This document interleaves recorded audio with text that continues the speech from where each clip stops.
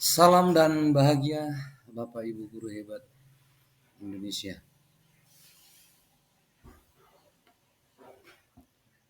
Pada modul 13 koneksi antar materi, saya akan menjelaskan. Saya Sudiarto Stinjak, calon guru penggerak angkatan 9 SMA Negeri 14 Batam, Provinsi Kepulauan Riau. Sebagaimana yang ada pada modul dituliskan sebagai pertanyaan pemantik, apakah yang Bapak Ibu pahami mengenai peran pendidik dalam mewujudkan filosofi Ki Hajar Dewantara dan profil pelajar Pancasila pada murid-muridnya dengan paradigma inquiry apresiatif di sekolah Bapak Ibu?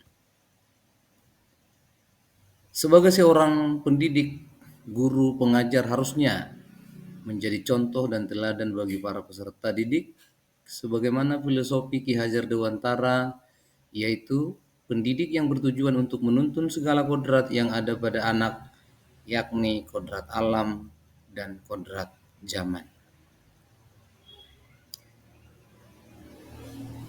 Sebagai seorang guru, untuk dapat memberi pendidikan yang menuntun pada peserta didik, penting baginya untuk memahami dengan sepenuh hati serta kesungguhan dari dirinya sendiri.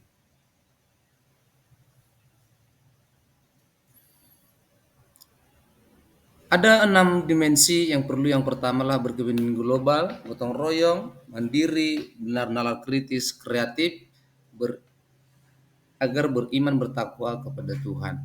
Itulah sebagai dimensi dari profil belajar Pancasila.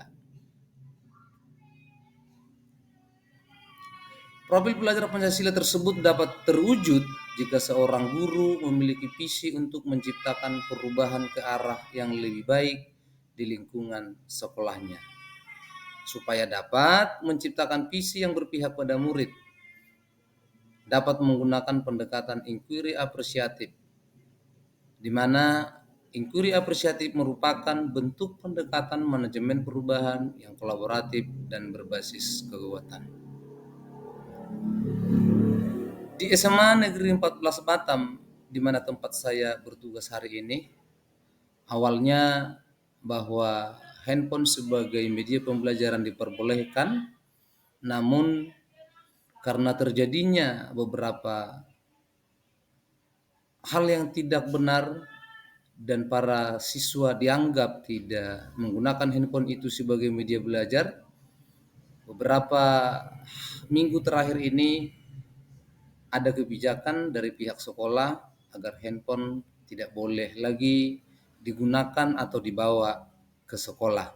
Dan itu menjadi suatu hal yang mutlak bagi kebijakan sekolah demi menanggulangi kegiatan pembelajaran yang tidak menggunakan handphone sebagai sumber dalam kegiatan pembelajaran. Untuk mengubah prakarsa, saya mencoba melakukan kegiatan bersama dengan anak-anak dalam pendidikan atau dalam pembelajaran di sekolah untuk tetap melakukan pembelajaran yang berbagai varian agar dapat meningkatkan minat belajar siswa. Akhirnya di samping di sekolah kita belajar agar informasi dan media handphone dapat mereka gunakan, kadang saya harus memberikan suatu penugasan yang akan dilanjutkan di rumah masing-masing. Nah,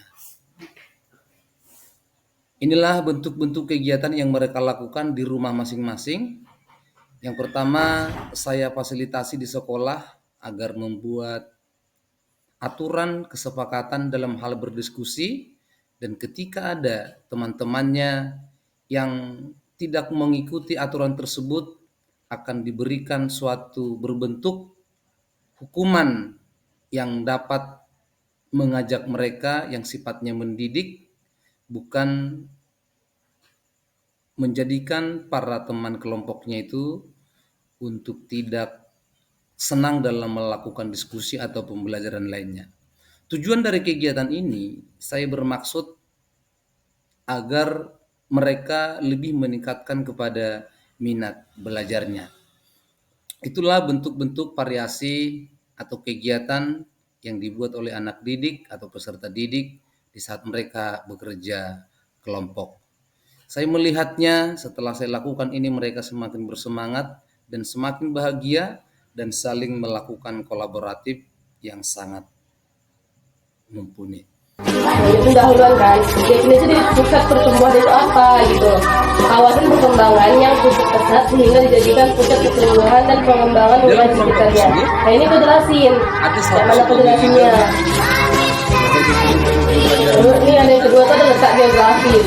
Letak geografis Batam itu di mana? Tuh. Terus artinya apa? Ini pendahuluan kan. Definisi dari pusat pertumbuhan itu apa gitu.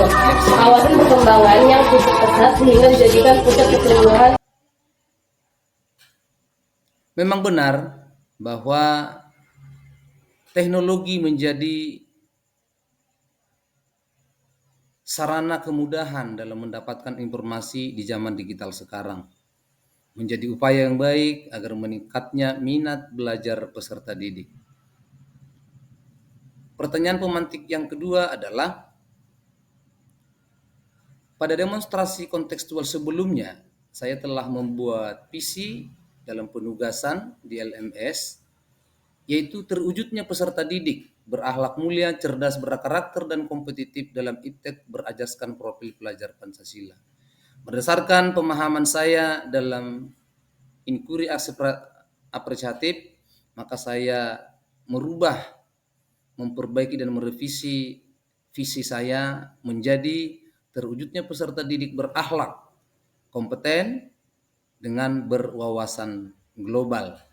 Yang saya berharap nantinya bahwa ketika visi yang saya buat, saya ingin menjadikan peserta didik yang toleran, berdaya saing, menguasai teknologi, dan berkarakter baik. Demikian pemaparan video saya, semoga bermanfaat. Salam dan bahagia Bapak Ibu Guru Indonesia. Saya Sudiarto Stinjak, calon guru penggerak Angkatan 9, mengucapkan terima kasih.